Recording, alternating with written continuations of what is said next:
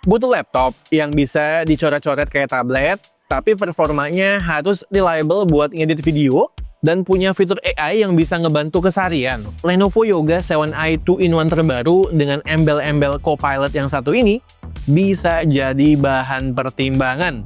Yo, gue belakangan ini lagi nyobain sebuah laptop yang dari dulu lininya itu selalu punya soft spot atau soft corner di hati gue, terutama karena fleksibilitasnya. Ya, bener. Ini adalah Lenovo Yoga 7i 2-in-1 dengan spesifikasi terbaru. Buat kalian semua konten kreator, ilustrator, atau para pekerja mobile yang lagi nyari sebuah laptop all-in-one alias satu device buat segalanya, wajib banget nonton video ini sampai habis. Kita bahas.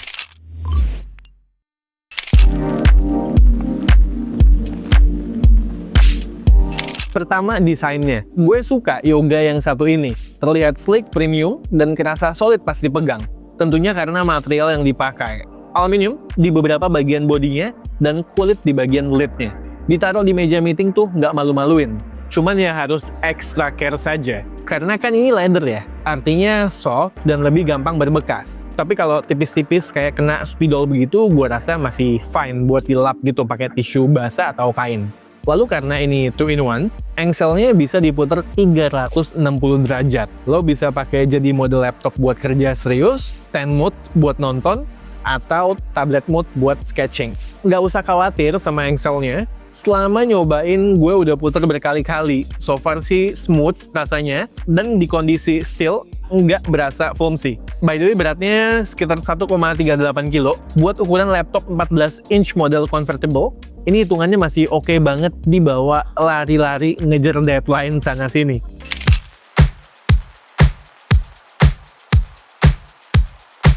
Begitu dibuka lidnya, kita disuguhin layar OLED.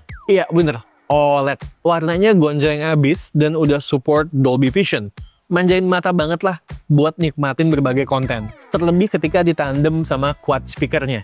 By the way, bagus output audionya. Well balanced dari berbagai parameter. Balik ke layar lagi, buat kerja kreatif udah cakep lah.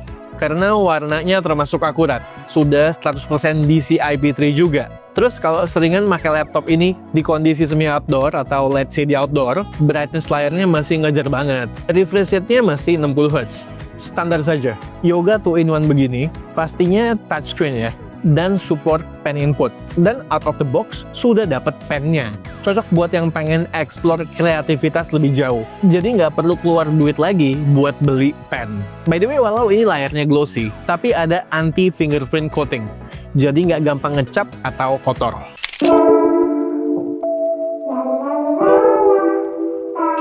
Di bagian atas sudah ada kamera 5 megapiksel yang juga dilengkapi dengan sensor infrared. Jadi mendukung Windows Hello juga. Kemudian saran gue kalau mau pakai buat konkol, gunakan di tempat dengan lighting yang proper supaya output videonya juga maksimal.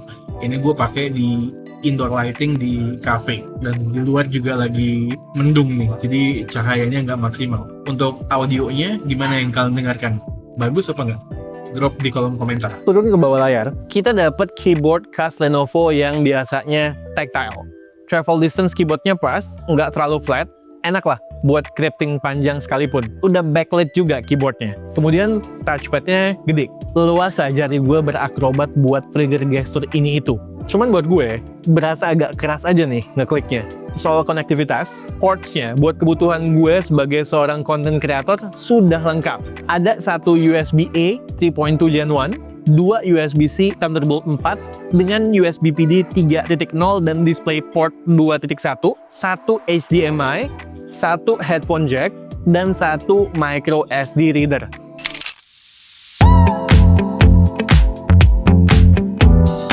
Masuk ke performa dan fitur-fiturnya. Unit yang gue pegang ini ditenagai Intel Core Ultra 5 prosesor 226V.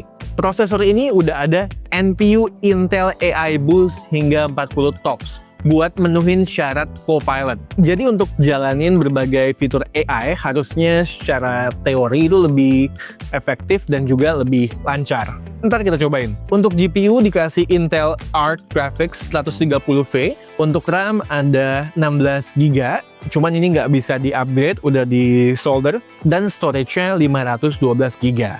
Berikut beberapa benchmarks yang sudah gue lakukan. Lihat aja dulu.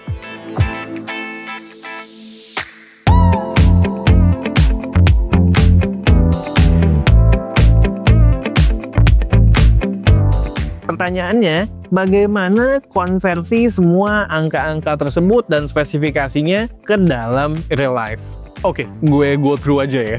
Buat game dulu ya, yang biasa K2G pakai main santai di laptop kerja. Gue tes main game Football Manager di settingan tertinggi, stabil di 60 FPS.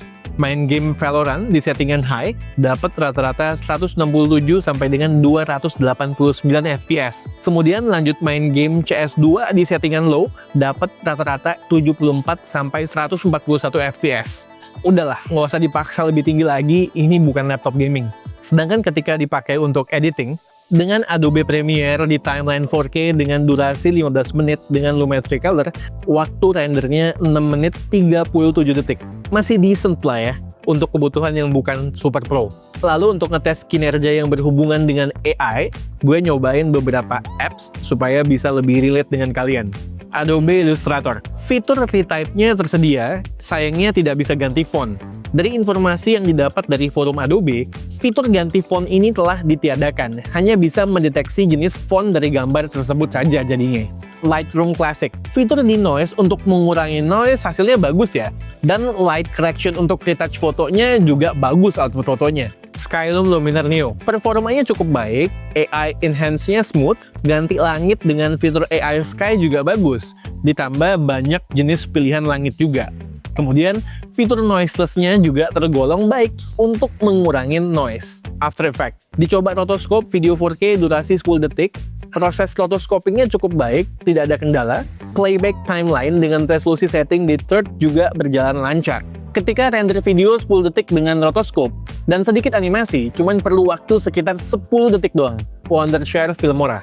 Gue nyobain fitur AI Portrait untuk menghilangkan background video dari subjek utamanya, just oke aja object separation-nya, tidak begitu rapi. Kalau auto reframe-nya sih bagus, tracking objeknya cukup on point. Selain app itu semua, tentunya yang default ada juga Microsoft Copilot dari Windows 11.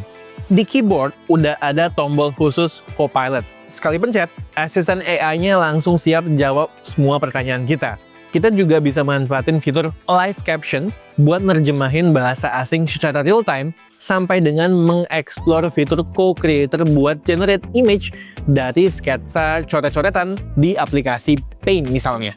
Selain hal-hal ini semua, jangan lupa juga sama Microsoft Studio Effects. Dia bisa bantu mengenhance experience kita saat lagi video call dengan beberapa fitur yang handy, kayak background effect misalnya.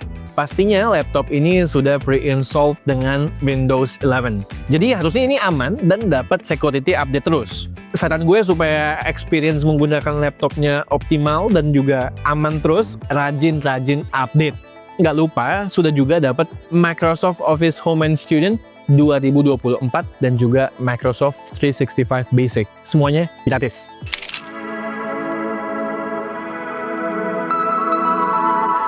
Laptop kenceng, percuma kalau boros. Lenovo Yoga 7i 2-in-1 ini punya baterai 70 Wh dan udah dapat charger 65 watt USB-C. Dari experience gue buat ngecas penuh, butuh waktu 2,5 jaman. Dan untuk pemakaian daily seperti scripting, reset, light editing, nonton YouTube, dan musikan, laptop ini bisa bertahan sekitar 6 sampai dengan 7 jam. Masih oke lah buat keseharian. Terakhir, just info saja, Lenovo juga ngasih 3 tahun premium care dan 3 tahun accidental damage protection. Jadi kalau laptop lo misalnya jatuh atau ketumpahan minum kayak kopi dan sebagainya, atau layar pecah accident nggak sengaja, bisa di cover 100% dan bisa klaim lebih dari sekali. Gokil ya, gue sudah pernah klaim laptop Lenovo gue yang lain, pokoknya hati puas dan juga tenang. Oke, Lenovo Yoga 7i 2-in-1. Menurut gue, dia adalah laptop serba bisa yang pinter. Laptop ini punya desain yang versatile, kemudian juga layar yang memanjakan mata, dan performa reliable yang dilengkapi dengan fitur AI terkini yang bisa bikin kerjaan, termasuk kerjaan kreatif, jadi lebih cepat dan juga efisien. Pas banget buat orang-orang yang pengen nyari laptop yang awet untuk pemakaian jangka panjang. Student juga bisa, professional corporate juga bisa, atau content creator kayak gue juga bisa. Kalau buat gue pribadi, kekurangannya mungkin gue kurang suka sama feel dari touchpad-nya yang agak kaku. Buat kalian yang minat, semua info produk dan juga link pembeliannya sudah gue taruh di deskripsi. Oke, sekian aja video dari gue kali ini. Gue Satish, and this is K2G. Tunggu reaction kami yang berikutnya. Bye guys!